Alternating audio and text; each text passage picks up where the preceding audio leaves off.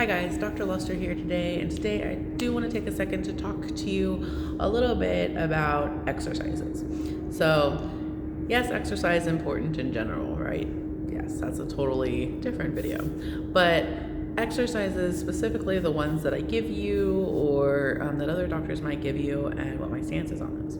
So, generally, I try not to give exercises because people don't do them. They don't. Don't lie. You know you didn't do it, or you did it for a day and you didn't keep up with it. That kind of thing. So I don't like to give exercises because I also think that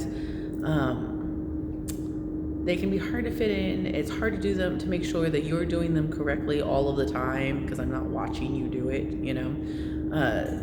And that it's just hard to streamline and regulate that. Now, there are definite cases that it can help, and if when people ask me like, are there exercises I can do, I'm like, heck yeah, if you're gonna do them, like, let me show you.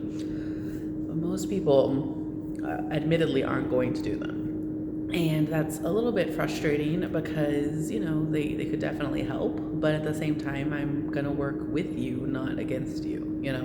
So as far as exercises go, I definitely have some great recommendations, and if you want help for some of those things, or you are really going to commit to actually doing some of those, then please ask me. I would love to give you some recommendations for them. But if you're not, then we're going to try and work with your system instead. And so what we're really going to focus on are some of the habits and postural things that you're doing instead. So those things will probably have more of a big picture effect if we correct those than if I gave you an exercise. For example, I could give you an exercise to strengthen your psoas or to loosen your psoas. Your psoas PSA is it attaches your rib cage to your pelvis, so it's on both sides, and they get super tight. So I could give you something to stretch that out, or I could have you not sit on your foot anymore every time you sit down, or cross your legs every time you sit down, and then your pelvis would be balanced, and then your rib cage would be balanced, and your psoas might not be so tight. So those are generally easier things for people to correct, and they end up laughing and like to find all of the things where they screw themselves up. Because, you catch all of these things that, these postural bad habits and stuff like that we do. So I prefer to do those things in general. I am not opposed to exercises. I just find that most people aren't accountable for them. But if you are that person, please ask. I definitely have some good ones for you.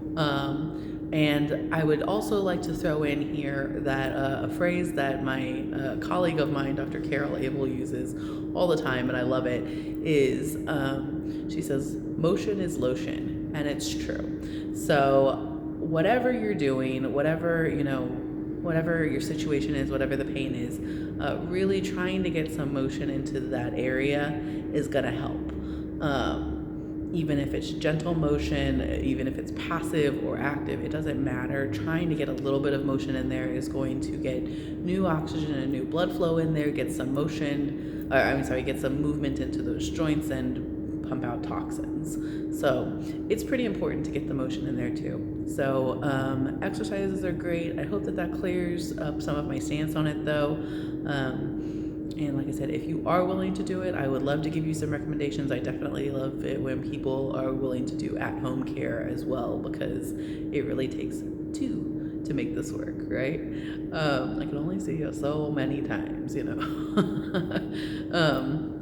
Anyway, so I hope that clarifies things, and definitely ask. Okay, thanks guys.